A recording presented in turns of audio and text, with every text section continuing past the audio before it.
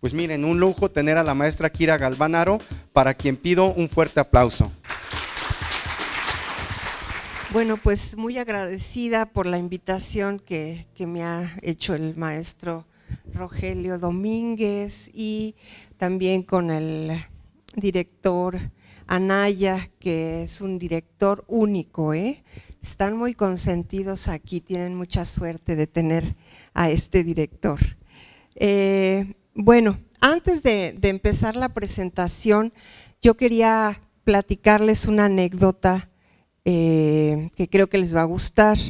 Yo y mi marido hemos tratado de empezar una pequeña editorial que no hemos publicado muchos números porque pues es difícil sin tener un financiamiento, pero estuvimos buscando un nombre y bueno, se nos ocurrió que llevara sílabas de mi nombre y mi apellido y que era Ki-Ga. Y entonces yo dije, bueno, pero hay que ponerle una I al principio, como el iPad y el iPhone y eso, entonces que sea Ikiga y ponerle una I al final. Entonces le pusimos Ikigai, fue una palabra que yo inventé. Pero después de unos días mi hijo, que es un poquito más grande que ustedes, pero no tanto, me comentó porque él está estudiando japonés, le gusta mucho el japonés porque le gusta leer mucho las mangas, no sé si a ustedes les guste también. Pero me dijo, oye mamá, ¿ya sabes qué quiere decir Ikigai? Y le dije, no, ¿qué quiere decir? Me dice, quiere decir la razón de ser en japonés. Y entonces me impresionó muchísimo porque fue una coincidencia de esas así rarísimas, pero que le daba todo el sentido a la palabra de la editorial y pues prácticamente también a mi vida y a mi labor, porque a veces cuesta mucho trabajo llegar a entender cuál es la razón de ser de cada quien, ¿no? Cada quien tiene diferentes razones. Los japoneses dicen que la razón de ser es algo que te hace levantarte por las mañanas y salir al mundo, ¿no? Entonces, mi razón de ser es escribir, pero también es fomentar la lectura. Doy talleres, como ya les dijo el maestro Felipe, y doy talleres con esa idea, siempre de entregar todo lo que yo tengo para que lo que yo amo, que es la literatura, las letras, de algún modo se transmita esa emoción, esa pasión que puede uno llegar a sentir con la literatura. Aquí les puse una frase de Harold Bloom, que es un crítico inglés que acaba de fallecer recientemente, pero me gustó mucho porque dijo, bueno, dice él, no hay una sola manera de leer, hay muchas maneras de leer, de alguna manera cada quien hace su propia lectura y eso también es interesante porque no todo el mundo lee lo mismo de un texto, ¿no? Pero sí hay una razón muy clara por la cual debemos leer y esa es alcanzar conocimiento y sabiduría. ¿Están de acuerdo? No se oyen muy convencidos. Bueno, aquí les vamos a hablar, y no quiero, espero que no se aburran, pero la idea es que entendamos bien por qué leer, para qué leer, cómo leer, hasta dónde leer y qué leer. Ustedes me van a ir contestando las preguntas que nos vamos a ir haciendo juntos.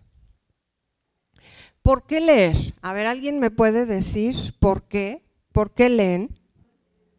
Aprender y claro, sí, y hacer uso del vocabulario.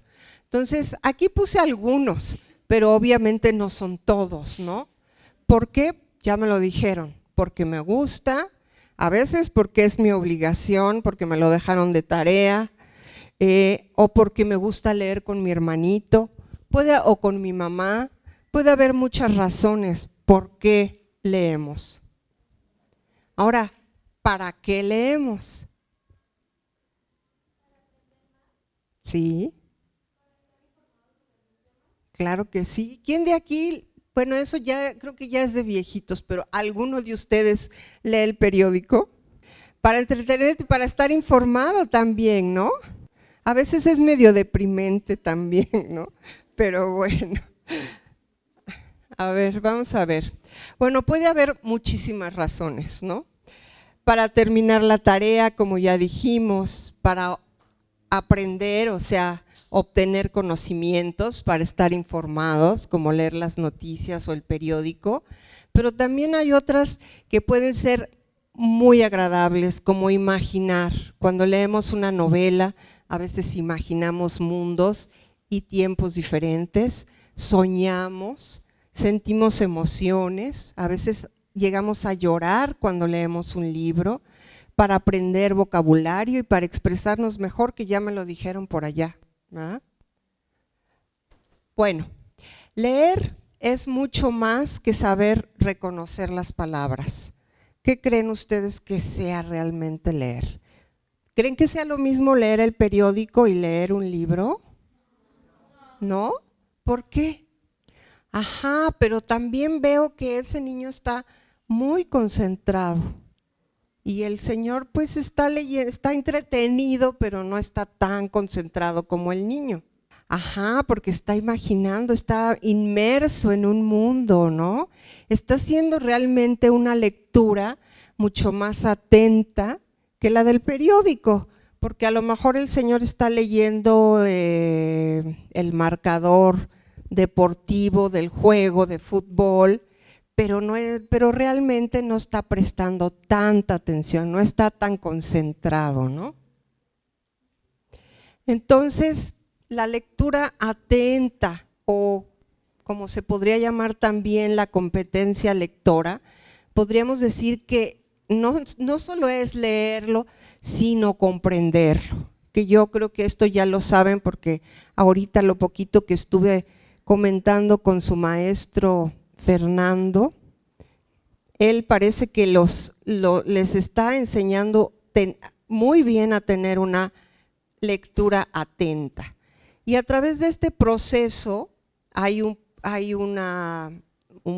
podríamos decir, una digestión mental, si le podemos llamar así, para alcanzar otros objetivos, ¿no? Que sería alcanzar conocimiento, un desarrollo personal, un gusto, y esto ayuda también a reforzar la comunidad.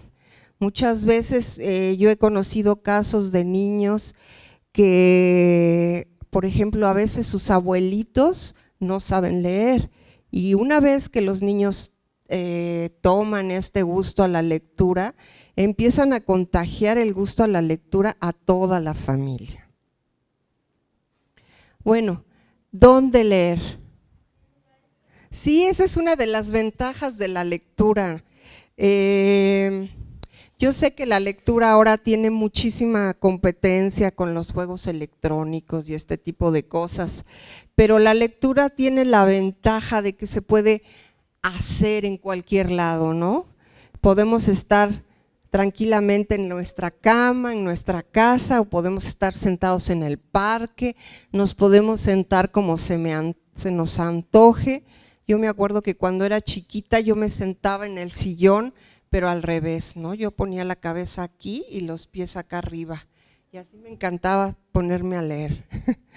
Entonces, estos de aquí están muy seriecitos, pero en realidad se puede leer en la sala de espera del doctor o del dentista, en el metro, en cualquier lado, ¿no? Ahora, ¿cómo leer? ¿Puedes imaginarte las cosas? Sí. Yo creo que su maestro ya les ha dicho cómo. Exactamente. De algún modo, casi siempre hacemos una primera lectura, ¿no? Y después de una primera lectura se hace a veces una serie de preguntas. ¿Habré entendido bien esto? ¿A qué se referirá esta frase que dijo el autor? Y lo mejor casi siempre es hacer una segunda lectura. A veces se puede hacer hasta una tercera y una cuarta. Yo he leído libros que leí cuando tenía 16 años y ahora los vuelvo a leer y les encuentro cosas nuevas que no había visto y que no les había encontrado en ese momento, ¿no? Cambian también según el momento, la edad, las perspectivas. Hace poquito les puse en mi taller, y todos son gente grande, les puse a leer un texto de José Emilio Pacheco que se llama La Fiesta Brava. Es un texto larguito porque tiene como 30 cuartillas y es complicado porque tiene un asunto ahí de metaficción, que es un escritor escribiendo una historia, ¿no? Se mezclan ahí realidad y fantasía, y que es un poco lo que me dijo el maestro Fernando, que les puso hace poquito el texto de Julio Cortázar de Continuidad en los parques. ¿Sí lo leyeron?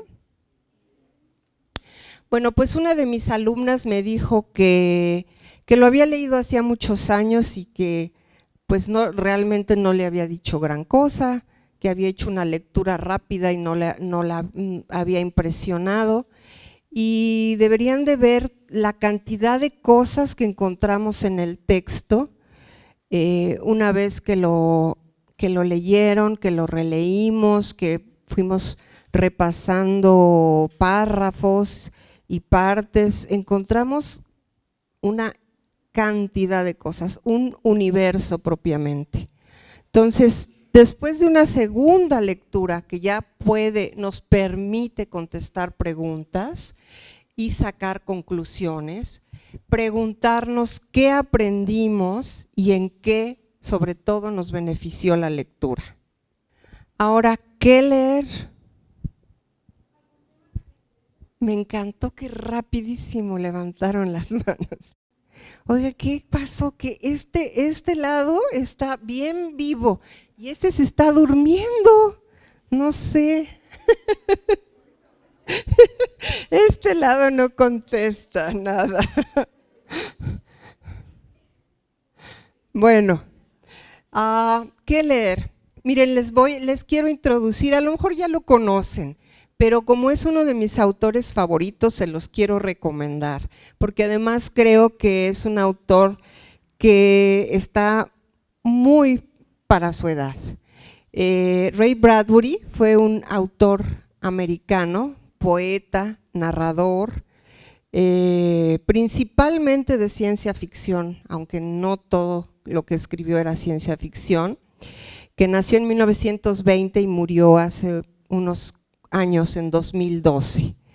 Me encanta esta frase porque él decía que había que leer todo lo que cayera en nuestras manos, pero decía algo muy importante: lee lo que te gusta y lo que no te gusta también.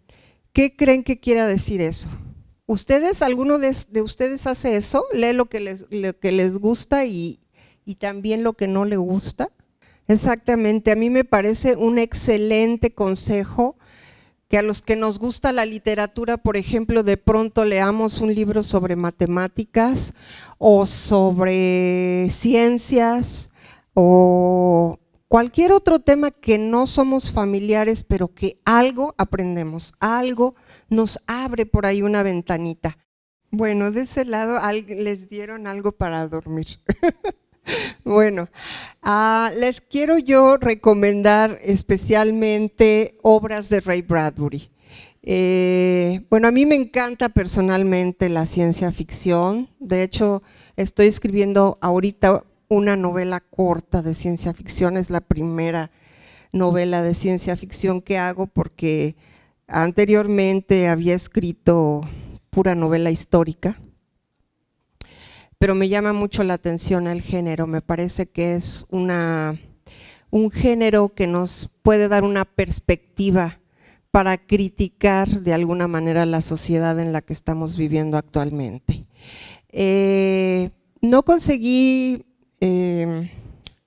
imágenes de las portadas de los libros porque aparentemente tienen algún tema de derechos y esto, entonces, pero Crónicas Marcianas, por ejemplo, es una serie de relatos cortos que yo creo que les van a encantar. Fahrenheit 451, El vino del estío, que es una novela de su niñez. Tiene muchísimos, búsquenlo en Google y van a ver que tiene muchísimos títulos. ¿Alguno de ustedes aquí le gusta la ciencia ficción? ¡Wow! Bueno, ok, ¿por qué les gusta? Wow, pues me da mucho gusto que les llame tanto la atención. Bueno, entonces, ¿qué leer? Obviamente empezamos por preferencias personales, ¿no? Ya veo que aquí la fantasía, la ciencia ficción es una de las cosas que también creo que ver mucho con la edad a veces, ¿no?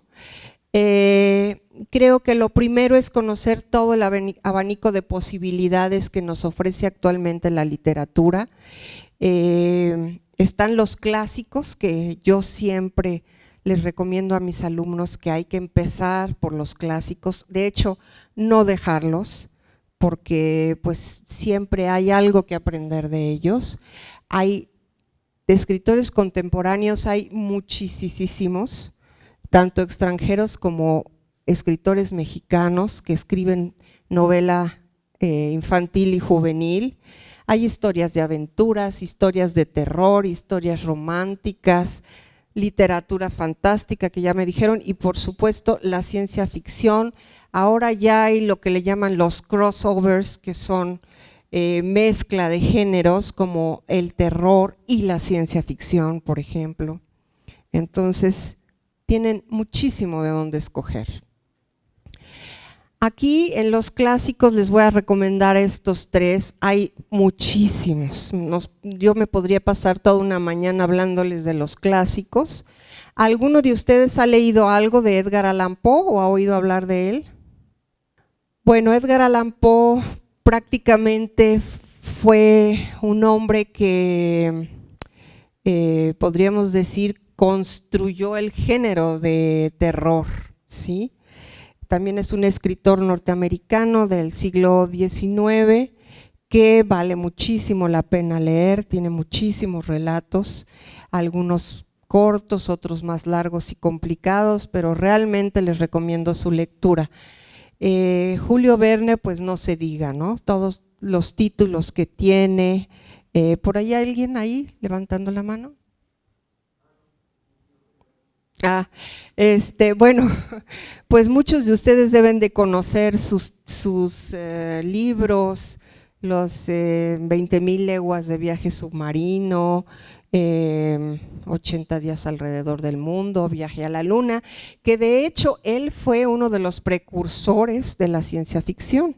De hecho, Edgar Allan Poe también, porque tiene un relato, algo del señor Valdemar, ahorita se me olvidó el nombre completo. El extraño caso del señor Valdemar es prácticamente una ciencia ficción incipiente. Bram Stoker es otro que a mí en lo personal me fascina. Su libro Drácula, del que se han hecho 1,400,000 imitaciones, ¿no? Pero vale la pena leer el clásico. A mí me sorprende que haya que a la gente le llame tanto la atención la figura del vampiro y que haya tantas repeticiones, imitaciones, y sin embargo muy poca gente ha leído la obra original de Drácula, que la verdad es una maravilla. Está escrita en el género epistolar, o sea, por cartas, por telegramas, que es un género que ya no se utiliza tanto, pero que sigue siendo una técnica narrativa importante, que ahora se está volviendo a usar, pero de otra manera. Ahora se escriben a través de emails y cosas de esas, ¿no? O de mensajes de texto, etcétera. Entonces, pues recomiendo mucho su lectura. En cuanto a los contemporáneos, pues hay una oferta verdaderamente vastísima, ¿no? Están, por ejemplo, digo, aquí puse unos cuantos, pero la verdad es que hay muchísimos, ¿no? Está la saga de Harry Potter, está, no sé, ahora muchas de las películas a veces están basadas en libros, ¿no? La peor señora del mundo, bueno, etcétera, libros de muchos autores mexicanos. Y aquí debo de hacer la aclaración que la verdad se me fue algo muy importante que debí de haber mencionado al género dramático y a la poesía. No está en la presentación, pero es muy necesario que también se acerquen a la poesía, que en cierto modo ha sido el patito feo de la literatura, o no es el patito feo, pero mucha gente la deja de lado porque no la entiende o se le hace difícil. ¿Aquí han leído poesía? Simplemente nada más quería mencionar la cuestión de las bibliotecas, que es tan importante que ustedes acudan a las bibliotecas si es que no tienen la forma de encontrar todos los libros que uno quiere leer. A veces hay diferentes tipos de bibliotecas, unas más modernas, otras que conserva manuscritos antiguos, pero para ustedes puede ser un gran espacio para ir a visitar. También están los libros electrónicos y sus ventajas. Me gustaría que me dijeran cuáles son las ventajas del libro electrónico. Que no gastamos papel, ¿eh? Esa es una de las grandes ventajas de los libros electrónicos. No se gasta papel, no tenemos que cortar árboles. De todos modos los cortan, pero… Bueno, leer para pensar. Pensar es un ejercicio que no se hace tan frecuentemente como deberíamos, pero leer estimula el pensamiento, el análisis y la reflexión. Podemos encontrar en un texto muchas cosas que podemos analizar, comentar,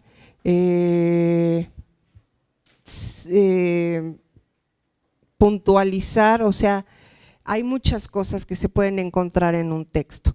Me voy a apurar un poquito porque creo que ya estamos cortos de tiempo, o vamos bien. Bueno, leer para pensar y comprender. Los preguntones, a mí me encantan los preguntones. Yo creo que en la medida de que nos preguntemos, pues muchas cosas, la verdad es que al leer un texto nos podemos preguntar tantas cosas, ¿no? ¿Qué pensaba el escritor al crear su historia? ¿En qué momento de su vida estaba pasando? ¿Por qué el personaje principal actuó como lo hizo y no de otra manera? ¿Su reacción iba acorde con su personalidad o no? ¿La historia es creíble o no es creíble? ¿El final de la historia era predecible o no? ¿O nos sorprendió? Y si nos sorprendió, ¿por qué? Si hay un villano en la historia, ¿por qué creen que haya un villano? Etcétera. La verdad es que un texto es todo un universo que nos empuja a hacer preguntas. A mí me gustaría que formaran el club de los preguntones, porque en un espacio que creo que ya lo tienen en sus talleres de lectura, pero es muy importante no solo lo que ustedes piensan, sino compartir opiniones, ¿sí? Siempre escuchar lo que piensa el otro nos puede hacer pensar que a lo mejor nosotros no habíamos visto ese punto de vista y que puede ser interesante, incluso podemos acordar en cierta cosa, pero también podemos estar en desacuerdo y eso no es malo, porque estar en desacuerdo a veces nos lleva a preguntarnos otras cosas y a tratar de ponerle solución.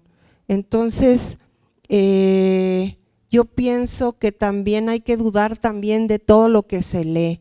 No se crean todo lo que está en un texto. ¿Por qué creen que no se lo deben de creer? Y finalmente, pues hay que dudar, hay que cuestionarse de las cosas, ¿no? Entonces no hay que pensar que todo lo que está escrito es la verdad absoluta. Entonces, podemos aprender hechos, fechas, observaciones, corroborando siempre, pero y aprender de gente que ha hecho antes que nosotros un esfuerzo, ¿no? Que se ha tomado la molestia en investigar, en buscar, pero al mismo tiempo hay que dudar y si finalmente estamos de acuerdo, pues acordamos, pero nunca se tomen todo lo que leen como si fuera verdad. Ahora aquí les quiero meter un poquito de ruido porque yo siento que se le ha hecho mucha promoción a la importancia de leer, pero yo pienso que es fundamental que junto con el aprendizaje de una buena lectura venga un ejercicio de escritura. ¿Aquí hacen ejercicios de escritura? ¿No? ¿Sí? ¿Sí o no?